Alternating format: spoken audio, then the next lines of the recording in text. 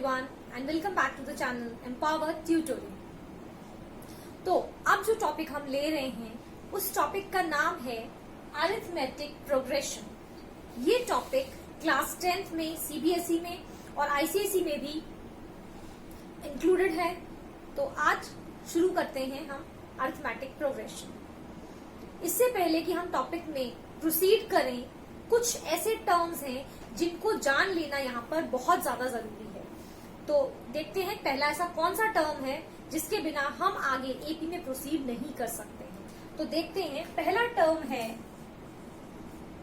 Sequence. आपके primary classes में या जीके वगैरह की बुक्स में भी कुछ इस तरीके के क्वेश्चंस पुट अप किए जाते हैं जो पैटर्न बेस्ड होते हैं। या तो वो नंबर्स किसी पैटर्न के हिसाब से इंक्रीज होते हैं या किसी पैटर्न के हिसाब से डिक्रीज हो रहे होते हैं, या मल्टीप्लाई या डिवाइड भी हो सकते हैं।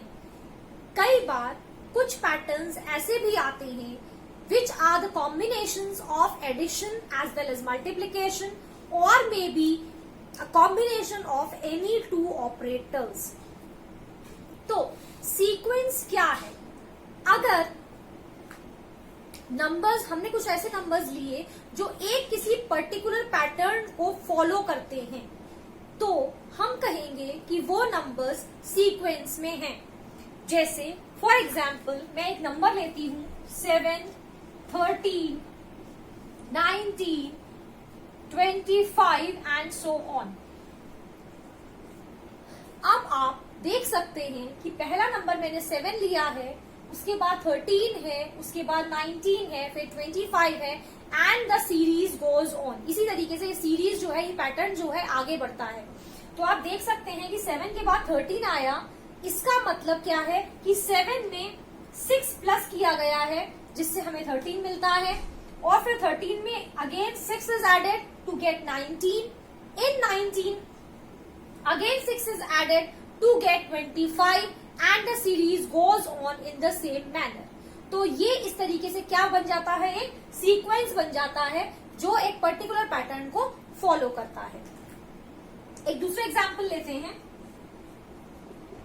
15, 12, 9, 6 एंड सो ऑन।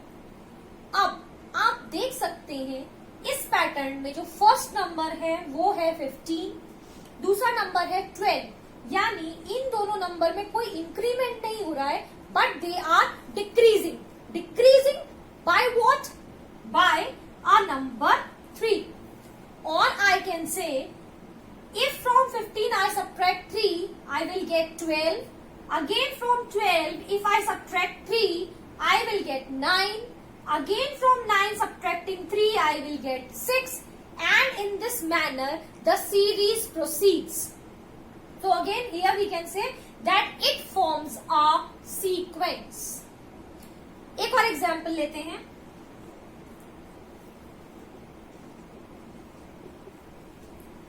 फर्स्ट जो एग्जाम्पल मैंने लिया था वहां पर जो सीक्वेंस आगे बढ़ रहा था वो एडिशन के फॉर्म में आगे बढ़ रहा था। सेकेंड एग्जाम्पल में सीक्वेंस माइनस होकर आगे बढ़ रहा था। और अब जो थर्ड सीक्वेंस है इसमें देखिए आप 1, 2, 4, 8 इस तरीके से ये सीक्वेंस आगे बढ़ रहा है।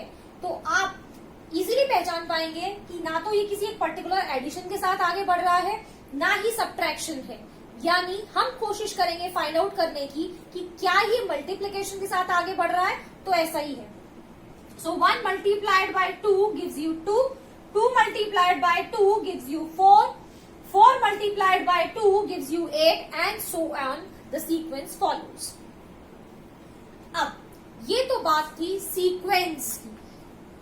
अब आगे बढ़ते हैं ये जानने के लिए कि प्रोग्रेशन क्या होता है। तो सीक्वेंस क्या है? सीक्वेंस है a list of numbers. Sequence is a list of numbers arranged in a definite pattern या ऑर्डर कह सकते हैं हम। तो सीक्वेंस क्या है? किसी एक पैटर्न या ऑर्डर के अकॉर्डिंग जब नंबर्स अरेंज होते हैं तो हम उसे कहते हैं सीक्वेंस। अब हम बात करते हैं प्रोग्रेशन की। तो प्रोग्रेशन क्या है देखते हैं।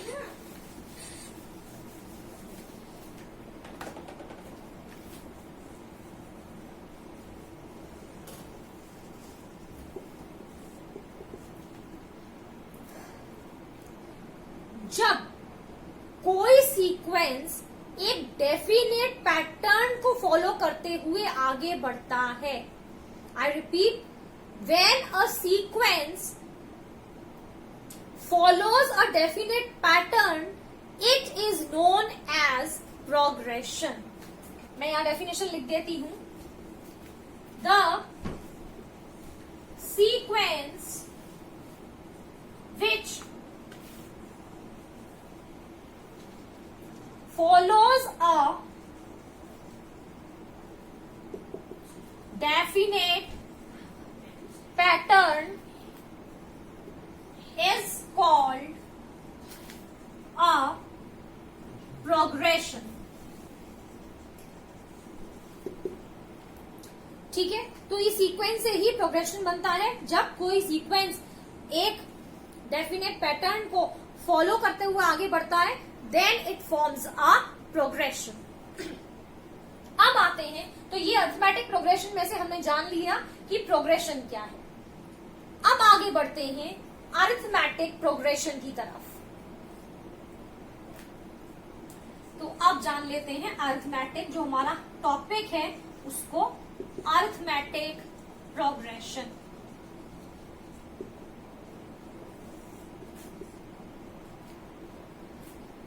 अरिथमेटिक प्रोग्रेशन तब कहा जाएगा जब कोई भी प्रोग्रेशन आगे बढ़ रहा है, कोई भी पैटर्न जब प्रोग्रेशन का आगे बढ़ रहा है by adding a particular successive number in it. जब किसी प्रोग्रेशन में इंक्रीमेंट जो हो रहा है, जो आगे प्रोसीड हो रहा है, वो एक पर्टिकुलर नंबर ऐड होने के बाद हो रहा है, तो इस तरीके के प्रोग्रेशंस को हम कहेंगे अरिथमेटिक प्रोग्रेशंस।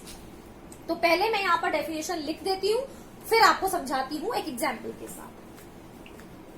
तो डेफिनेशन है, मैं शॉर्ट में लिख देती हूँ। अरिथमेटिक प्रोग्रेशन को हम एपी भी कहते हैं। तो एक एपी क्या है? An AP is a list of numbers, ऐसे नंबर्स की लिस्ट है AP, in which each successive term is obtained by adding a fixed number to the previous number. तो डेफिनेशन कहती है एन एपी, एपी हम represent करते हैं arithmetic progression को। तो एपी क्या है? AP is a list of numbers. AP numbers की ऐसी लिस्ट है इन विच, जिसमें ईच सक्सेसिव टर्म, जो आगे आने वाला नंबर है, इज ऑब्टेन्ड बाय एडिंग, जो आगे नंबर आएगा वो कैसे आएगा? by adding a fixed number to the previous number। पहले वाले नंबर में कोई एक फिक्स नंबर ऐड करने के बाद आएगा। चलिए देखते हैं एक एग्जाम्पल से। जो भी सीरीज बनी होती है, जो भी प्रोग्रेशंस बने होते हैं, उसमें हर नंबर को हम टर्म कहते हैं। अब इसी को कंटिन्यू करते हैं। यहां पर मैं एक एग्जाम्पल बताती हूँ। जैसे सपोज 2, 4, 6, 8, 10 एंड सो ऑन। अगर आप फर्स्ट ऑब्जर्वेशन करेंगे इस सीरीज की, तो आपको लगेगा कि ये 2 का टेबल है, 2 का मल्टीपल है। लेकिन मैं आपको बता रही हूं in the terms of arithmetic progression. तो जो डेफिनेशन थी वो ये कह रही थी कि जो आगे वाला जो नंबर है वो कैसे आता है, जब हम पीछे वाले नंबर में कोई एक पर्टिकुलर नंबर ऐड करते हैं। जैसे कि इस 2 में क्या ऐड करने के बाद 4 आया, 2। इस 4 में फिर क्या ऐड किया कि 6 आया, 2। इस 6 में क्या ऐड किया कि 8 आया, again 2। And similarly we get a 10। यानी इस पूरी सीरीज में जो हमें सक्सेसिव टर्म्स मिल रहे हैं वो कैसे मिल रहे हैं, after adding 2 to a previous number. पहले वाले नंबर में हमेशा 2 ऐड करने पर हमें एक नेक्स्ट नंबर मिल जाता है। जैसे अब यहां तक मैंने 10 तक लिखा है, तो इसका मतलब जो नेक्स्ट टर्म है आएगा वो क्या आएगा, इट विल बी 12। और 12 के बाद क्या होगा, 14 होगा, 16 होगा एंड सो ऑन। एक एग्जाम्पल और ले लेते हैं।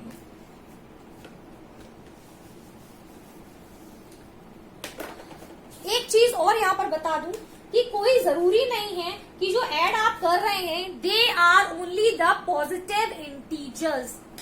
The number that you are adding to get a successive number, यानी जो नंबर आप ऐड करते हैं आगे सीरीज के नंबर निकालने के लिए, वो नंबर एक नेगेटिव इंटीजर भी हो सकता है। तो ये चीज आपको ध्यान रखनी है। और एक सीरीज देख लेते हैं इसी एग्जाम्पल के साथ। जैसे 100 है, 80 है, then 60, then 40, then 20 and so on. अब जिस तरीके से मैंने बताया अभी कि हम ऐड करते हैं, है ना। अब अगर आप देखें तो 100 में 100 के बाद 80 हो रहा है, यानी कुछ ऐड नहीं हो रहा अगर आप सोचेंगे तो, नॉर्मली सोचें तो। But yes, we are adding here a negative integer. और कौन सा नेगेटिव इंटीजर है जो 100 में ऐड करने से हमें 80 देगा, इट विल बी अ -20। तो कहेंगे तो हम उसे that we are adding, but actually it is a negative integer that is -20। Again further here also in 80, if we will add what, -20 you will get 60, similarly here -20, similarly here, and it goes on। तो ये पूरी हमारी बन जाती है इस तरीके से सीरीज। अब इसमें हम आगे क्वेश्चंस को या एक्सरसाइजेस को कैसे सॉल्व करेंगे, उससे पहले जो इसकी एपी की जो एक टर्मिनोलॉजी है, जो एक कह सकते हैं वोकैबुलरी है, उसको जान लेते हैं कि इसमें क्या क्या होता है।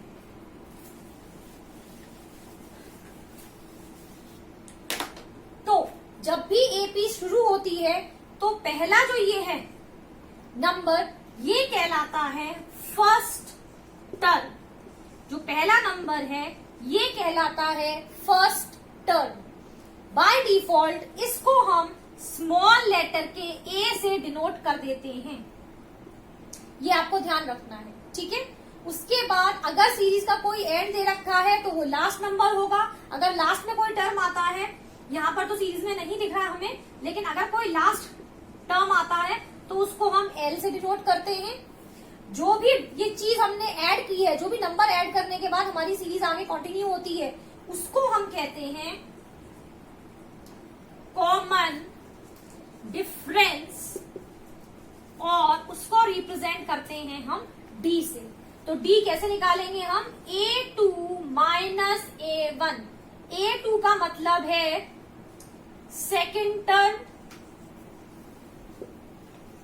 और A1 का मतलब है फर्स्ट टर्म। तो ये फाइंड करने के लिए कि हमारी एपी किस तरीके से आगे बढ़ रही है, हम क्या करेंगे, सेकंड टर्म में से फर्स्ट वाला टर्म माइनस करके देख सकते हैं। यानी 80 में से जब आप 100 माइनस करोगे तो आपको मिल जाएगा -20। इसी तरीके से 60 से जब 80 माइनस करोगे तो आपको मिलता है -20। इसी तरीके से 40 में से 60 माइनस करोगे तो अगेन यू गेट -20। तो ये जो आता है ये कहलाता है कॉमन डिफरेंस। नेक्स्ट वीडियो में सीखेंगे कि हम इनके क्वेश्चंस को कैसे इवैल्यूएट करेंगे, कैसे फाइंड आउट करेंगे। Till then bye bye.